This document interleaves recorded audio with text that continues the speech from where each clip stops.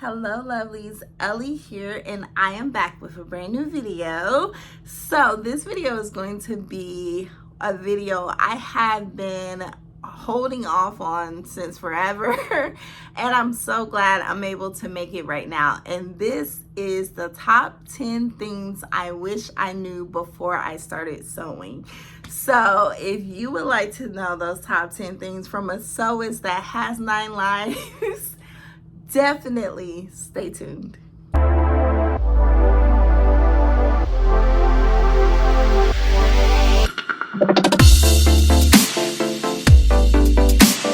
So this is so exciting because I get to share a little bit about my sewing story. I've said it a lot in previous videos, but for those of you who are newbies here, welcome. I am Ellie. I do sewing related content, thrifting as well because I'm a vintage lover.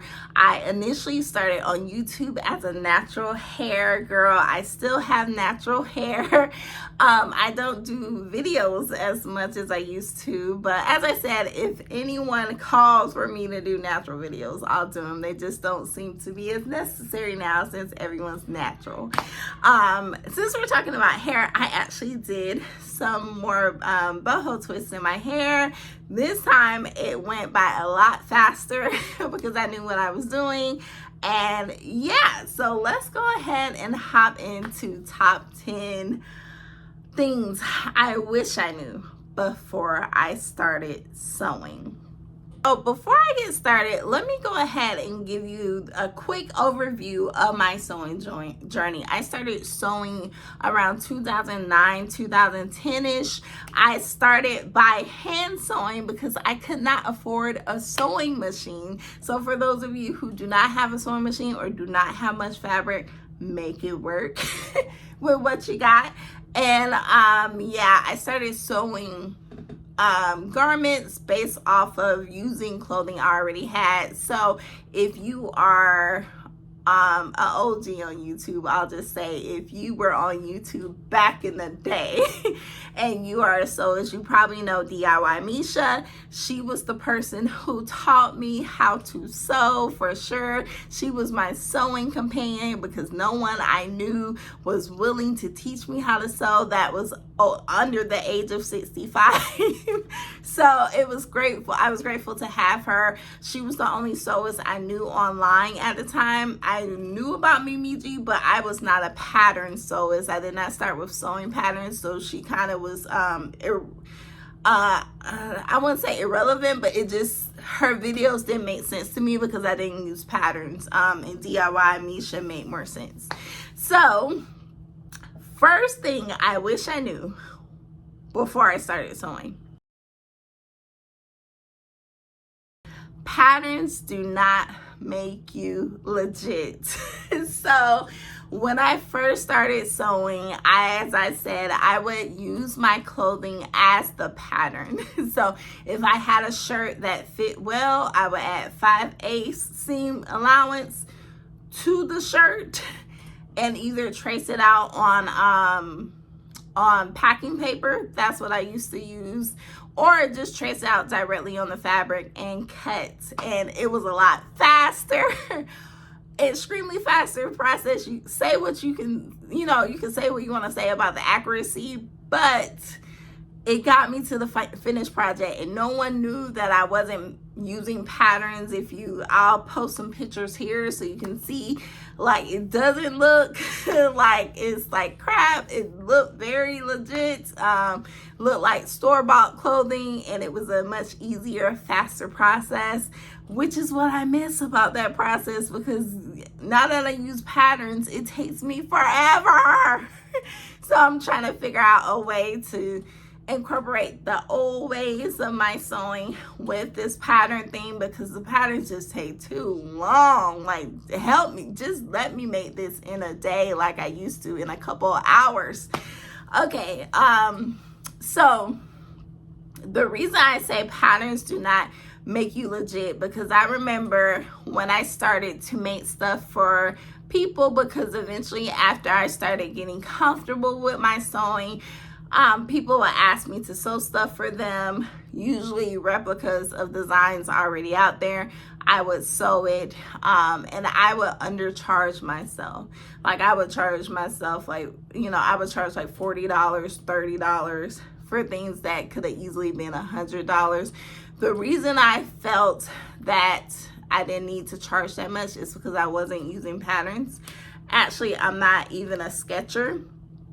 A lot of the stuff came from my head or a mixture of designs that I had already seen. And like I said, I wasn't using patterns, so I was just free drafting everything.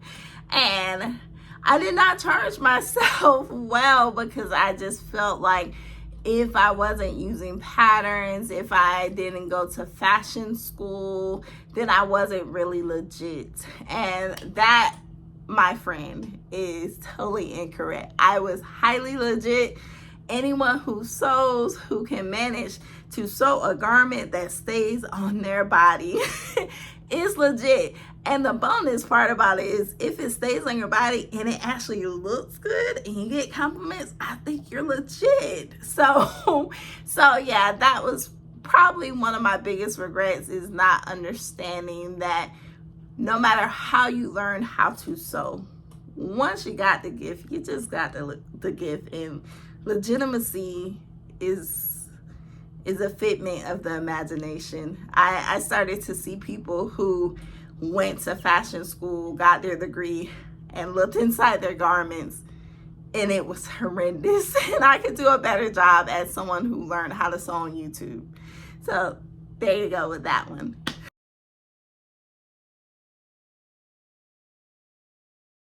All right, so the second thing that I will definitely say I wish I knew before I started sewing was, girl, sew all the things, just not today. Just not today. You can sew all the things, but you don't have to do it today, do you? Like, you can't sew 100 things today. So that's definitely something, yeah, I did not I did not take heed of when I started sewing. I sewed a lot. That's why I say I miss not using patterns, because I could sew a new thing every day. Like, I could sew like 30 things in a month just based off just cutting it directly on the fabric and coming up with my own way of doing stuff and the own design, and just just doing it the quote unquote, you know, unprofessional way, or you know, bootleg way, however you want to say it. But it helped me to create. So I would definitely say that, yeah, I would definitely say that although I still want to sew all the things, it is 14 years later and I find myself still wanting to sew all the things. Now I really do realize that I can't sew them all in a day, a week, a month, a season. I mean, as you can see if you look at some of my videos, there are seasonal fabrics that I have that I'm like, I'm gonna sew it this fall. And guaranteed, you're probably gonna see it in my next fall sewing plans video, because you just can't do it all at once. That's the fun thing of sewing. It is a lifetime hobby. Like, you will have these patterns and this fabric collection for a lifetime. So whether you sew it today or 5 years from now, it is going to get sewed. Number 3 that I wish I knew before I started pattern sewing. So I'm just mixing these in because I had kind of 2 lives with sewing. Do not binge cut your patterns unless you are literally making them within like a month.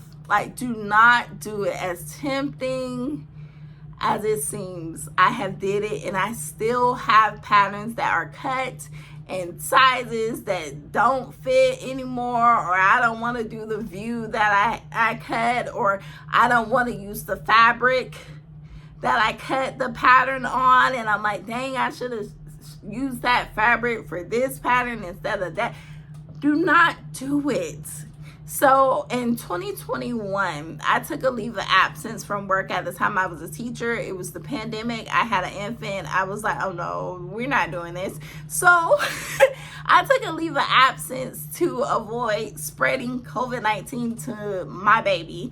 And I thought it would be cool with the month that I had off to like binge cut like a lot of patterns. So I binge cut probably, like no exaggeration, probably like 15 to 20 patterns. 15 to 20 patterns with no like timeline or plan of like, okay, I'm gonna sew this pattern on this day, this pattern on this day. And when I tell you, I still have those patterns cut in my unfinished pile of stuff, because I was thinking that I was helping myself, but I forgot that, okay, you cut these patterns and okay, like a month later you go get more patterns, because you know we're gonna go to Joann's every time the patterns are on sale, and you go get more fabric, and before you know it, those patterns that you cut are completely buried. You completely forgot about those, and now you're focused on the patterns. The new patterns is like the new toys for us. So that has led me to, 3 years later, no judgment, you guys, no judgment zone. No judgment zone. 3 years later, I'm still trying to get the patterns done. Now, I got a few done this past year. I did get a few of the patterns that I cut done, but just a few. It's like a lot more that I had cut that I did not start yet. So take it from me. Lesson learned. It is attractive, especially when you're new to patterns, because that's how I thought when I first cut my first pattern. I thought that's what sewers did. I thought when you get the pattern, I literally thought when you buy the pattern, go ahead and cut it, cut the view you want, and then you store it, and then you use it. When you pull it out, it's already cut. Like that was my that was my teacher thing. I was just like, just be proactive to cut it ahead of time. But I didn't know. Now I know. So no judgment. Number 4. So number 4 relates to number 3. Unfinished projects are just a part of the game. Unfinished projects are just a part of the sewing process. I don't know a sewist that does not have any unfinished projects. And if they do, I question how often they sew, because that means they are very strategic and intentional, and they probably don't sew that often, because when they sew that one project, they finish it. So I say that to say, like, unfinished projects happen. Sometimes you start the project and you realize like, oh, I need a zipper, and you don't have time to get it. Or you start the project and you realize, oh, I forgot to cut this pattern piece out and I ran out of fabric. Let me brainstorm to think about what I'm gonna do to like get this pattern piece. Or you start the project and you're like, I don't like it. Or you start it and it doesn't fit. Like for me, I have made stuff that either fits ill, like it's ill fitting, it fit, but it was like, ugh. Like I for example, I made a blazer. I'll make sure to post a picture of it. Made a blazer last fall. The sleeves looked so crazy that I had to take the sleeves off, and then it just turned into like a vest, and I just still didn't like it. So luckily I finished it, but it did sit in my unfinished pile for like a while until I just went back and finished it, and still have yet to wear it. So sometimes people choose to finish it and not wear it and end up donating it or sitting in the closet, or some people just don't finish it at all. You know, so I think unfinished projects are just a part of being an artist. Like, just imagine how many unfinished projects an actual artist has, like a painter, you know, or someone who does like different things with different textiles, or what do they call it, like surface art, any type of artist you think of a carpenter. Like, I'm sure they have unfinished projects too. So it's just like, it's just a part of the process. It doesn't mean that you're failing. It means that you're trying. So the more unfinished projects you have lets me know how often you actually try to sew, right? Because not every garment we make is a win. I would say you might have a win, another win, fail, win, fail. Like, it's not as easy as it may seem on social media, because people will just post what they like and not post the like other things that were a complete fail and did not fit them right and was like a disaster. That's just the truth.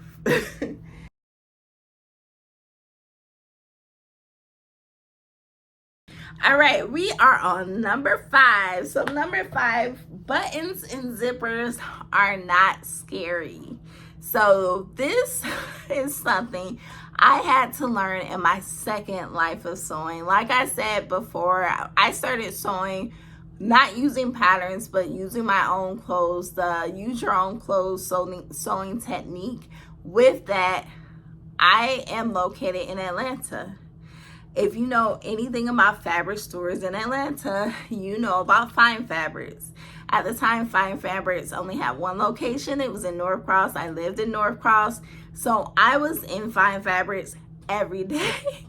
I was like, to the point, I was probably one of their like veteran customers, like back in the day. Keep in mind, this was like 2012, 2013, so over 10 years ago. So I remember like they knew my name. That I always went in there, they knew exactly who I was. And Fine Fabrics is known for their stretchy fabrics. Now, do they have a ton of other fabrics? Yes, but they have a ton of knits. And if you know anything about cheap wholesale fabrics, usually you're gonna get a lot of knits, you know, scratchy, thin fabrics anyway. So that was my go-to. I rarely got any wovens. That was just not, I would admire the fancy wovens they had, but yeah, it was the knits. It was the knits for me. So I say all that to say that I rarely use buttons or zippers for anything. Like, it just was not, it was not necessary. And it was feared. Like, for me, I just assumed it would be hard. I didn't try. I remember going into Joann's one time. The one time I went into Joann's, because at the time, like during this era, I didn't even shop at Joann's or Hancock. I literally just went to Fine Fabrics. So I didn't have any clue like about Joann's fabrics and patterns. Hence why I didn't use patterns, because I didn't go in Joann's and stores like that. So yeah, I remember going in Joann's and I came across the patterns. I remember I got one pattern that I actually plan on using soon. Ironically, it's my first pattern ever that I used. No, that I bought. I never used it. And yeah, I remember seeing that it would require like a zipper or buttons, and I was just like, I'll save this for when I get better. And the years kept passing. I'll save this for when I like get better at sewing, No, I never tried buttons or zippers until I started using patterns 4 years ago. Like, I never did it. I never like did buttonholes on a sewing machine or a zipper the right way anyway. It was kind of like, yeah, I didn't know what I was doing. But yeah, so I have learned like buttons and zippers are not scary. I wish I would have tried them much sooner. I feel like I would have been deeper into my expertise as a sewist, but I wasted a lot of time being scared, you know. So don't be scared. If you're new to sewing, just do it. That's why I'm impressed with all these sewists that just started sewing a few years ago and they use buttons and zippers, because I'm like, girl, I have been sewing for over a decade and I was not going to do a button or a zipper. And I have to give myself grace because back in the 2010s, the sewing community was a lot different.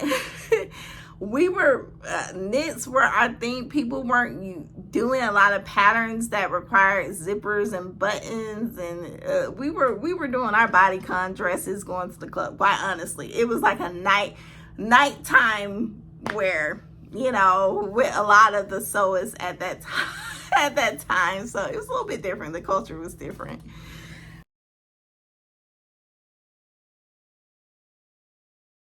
All right, number 6. So number 6, I have said before, use what you have. So I don't think this is a lesson for me back then as much as it is now. Like back then, I literally used my mom's sewing kit. She had needles and thread, and it was like a little bitty thread in the sewing kit. So that was how I sewed my first dress, believe it or not.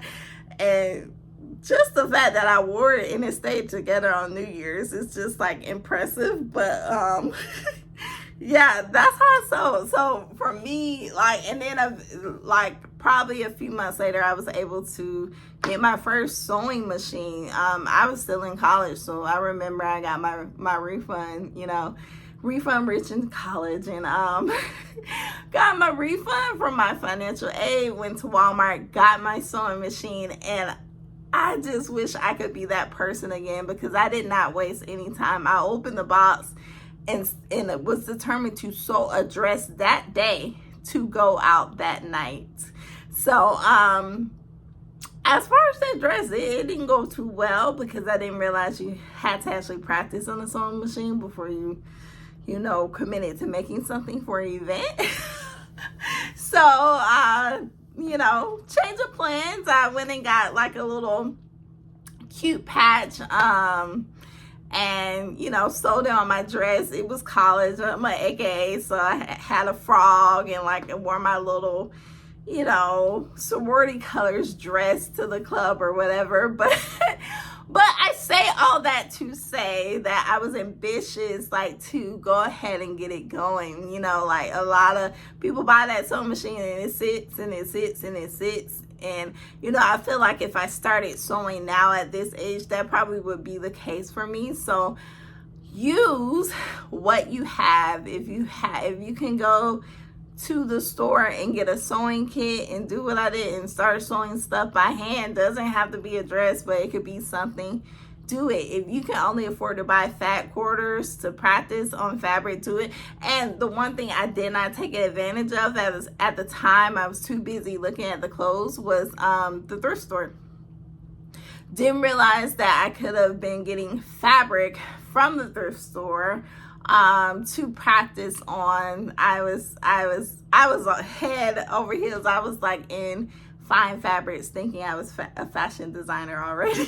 So you can do it either way, but use what you have to make it work, because if not, you'll just wait and wait and wait, and before you know it, you know, years will have passed and it's like you're still waiting to get what you need. And trust me, with the craft of sewing, you will accumulate stuff over the years. Before you know it, it will be in every closet, in your garage, in your room, in storage, at your mama's house. I mean, don't ask me how I know this, but I just know.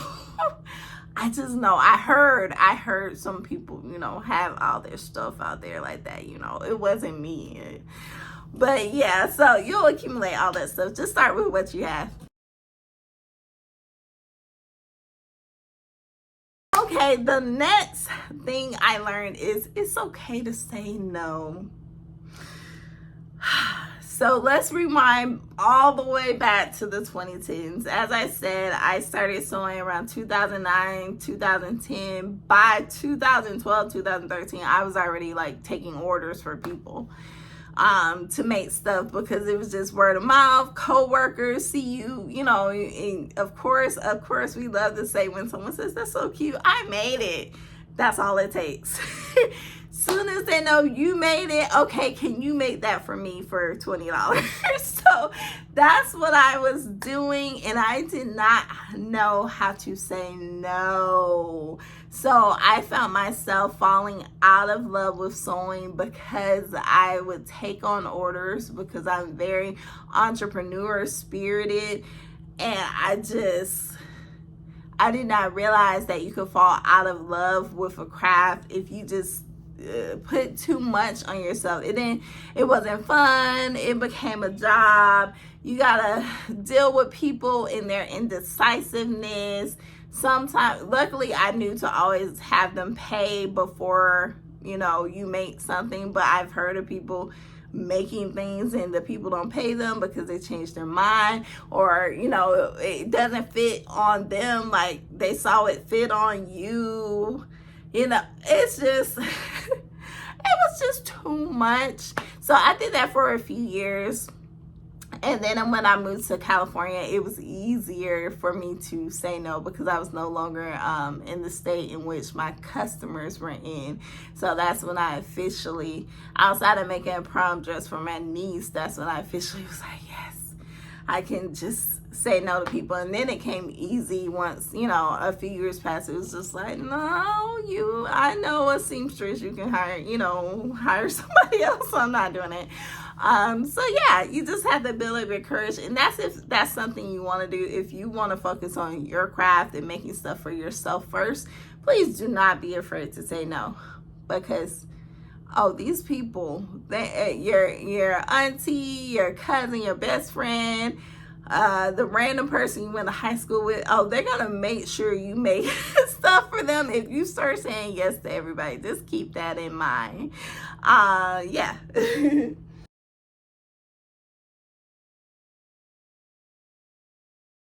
Okay, so the next thing I wish I knew before I started sewing actually relates to the last lesson. And not every gift has to be a business. Not every gift has to be a brand.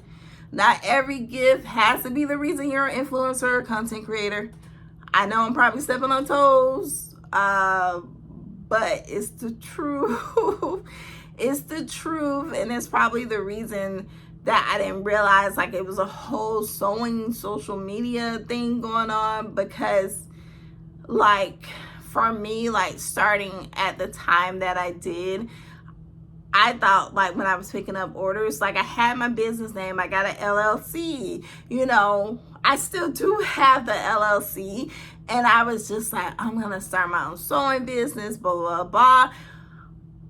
But you get to a point where you have to choose, and sometimes it's like choose the craft for the craft, or choose the craft as like your livelihood, your business, your brand. Some people are lucky and they've been able to do both, but for me, it has been, and I'm speaking present tense because I still want to have a creative business. I just don't know if it's sewing, simply because I love sewing too much to make it a monetary thing. As crazy as that sounds, and I know some people will say, do what you love so, you can eventually you'll make money off of it, but it comes at a cost. It comes at a cost, and, for the people who are out there making money off of their gift, there's a cost to it. There's a cost of not being able to enjoy it without a deadline or agreement attached to it, or feeling forced to create. I don't thrive when I'm forced to create. I want to be able to have control of when and how I create, and not, because then you start just creating stuff just to have stuff out there. And it's never as good as it is when you're just coming off the dome of inspiration, so there's pros and cons to it. As I said, I'm still trying to figure out how I want to use my gift in the business world. But as I said, not every gift has to be a business or a brand or a reason you're an influencer or a content creator, especially with sewing, because sewers are so passionate, and I love the sewing community because we're so welcoming and down to earth and just relatable, and you can see a shift. You can definitely see a shift when certain people turn their gift into that business. It just changes, and you just have to be mindful of how you want to shape that gift into something that could give you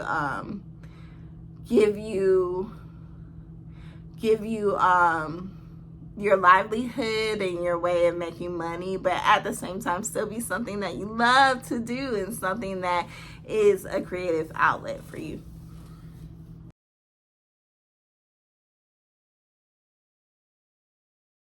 Okay, so I love how all of these lessons that I've learned are like blending in with each other. The next thing I wish I knew before I actually started sewing was sew your own designs. For me, I knew this initially coming into sewing. That was the goal. I would even though I'm not a good sketcher, like I said, for my personal use, I would sketch out my own designs or think them up and just create them from what I had in my mind. As soon as I started taking orders from people and sewing things for people, that's when this was the time when Pinterest was new. Social media was new as well, pretty much. Outside of Facebook, that wasn't new, but people would send me pictures of the designs they wanted, and I wish I could have advocated for myself better and said, I would love to create something for you from my own designs, but I'm not going to replicate what you have seen me in this picture, because it took away, I think that's why I didn't like it as much, because it took away the creativity, because I was just copying whatever they sent. And a lot of the people that I dealt with were not that unique in what they wanted, so they would want me to do the exact same color of fabric, the fabric and the design. There was no originality from the picture at all. So for me, I would say, please, if you are new to sewing or thinking about sewing, stick to your own design. That's the fun part of sewing. Of course, a lot of us use patterns, but the great thing is you can hack the pattern. You can create your own spin on it as far as the fabric, or you can have modifications that give it a different look.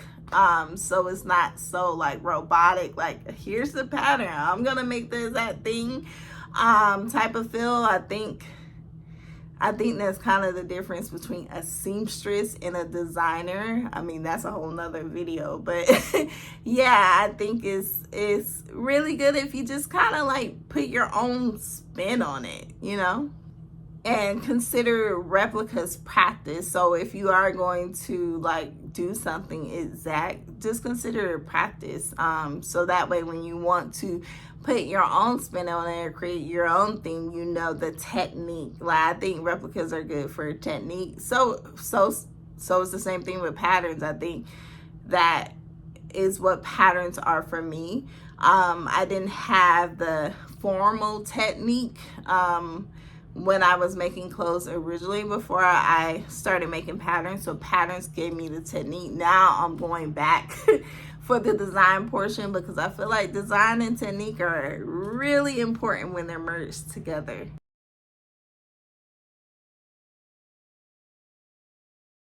All right, the very last thing that I'm gonna put in this video, there's so many things I wish I knew, but the very last thing I would say that I wish I knew before sewing was to tap into my sewing tribe.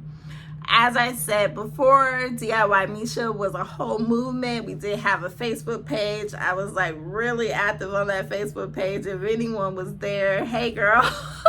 I remember posting and commenting on what other people were posting, but I lost that connection along the way. Once I got really good at sewing, I kind of didn't post as much, and that was around the time I didn't realize that there was a whole community to be active in on Instagram. Like I was literally on the island because I would be on Instagram posting pictures on my page and just putting like, yeah, I made it, like as the hashtag, or I made my own clothes. But I didn't think that there were like other people on there like posting about their mates. And like I say, especially because I was not using patterns, it was hard to know that. So I wish I could have tapped in early on to like learn about, you know, to get to know certain people that were in this particular sewing community, because it would have gave me more access to like how to use a pattern, how to use that zipper, that button I was afraid of, having camaraderie in the fabrics that the fabrics I started to discover at like commercial stores. I was still shopping at Fine Fabric, but by that time I was like dipping into Joann's, especially around the time that Hancock went out of business. You know, I was at Hancock. So just getting to know the sewing community, some of my favorite YouTubers now, like Creativity by T and Shatoka J and Zelda. So many people that yeah, are great sewists. That it's fun to kind of see what they're making, and a lot of times it's similar to what you're making because they're patterns, and just be able to share about fabric and all of that good stuff. So yeah, I will definitely say, if you are new to sewing, I hope this was helpful for you. Please take heed to some of the lessons learned by me so you do not have to learn them. And I will be back with another video soon. I'm hoping to be able to show the finished project of the dress that I showed in a previous video. I won't show it here. I'll just save it for the next video so you can look forward to it. And I hope you are having an amazing August. It is still hot here in Georgia, but if you know anything about me, you know I'm a fall girl, and the air is cranking. I'm about to start wearing sweaters. The fall pumpkin, the fall like pumpkin spice candle is lit as we speak. And I'm pretending that the weather is cooling down. So if you're a fall girl, you know, or a fall guy, let me know in the comments. And if you have any tips you would like to share, definitely share them below. Do not forget to like, comment, and subscribe. I am also on Instagram at Sally and Sam Style, as well as TikTok at Where Threads Come True. I know they are different, and that is quite annoying, but that's because I love both the names equally, so I have yet to change them. But yeah, until next time, bye.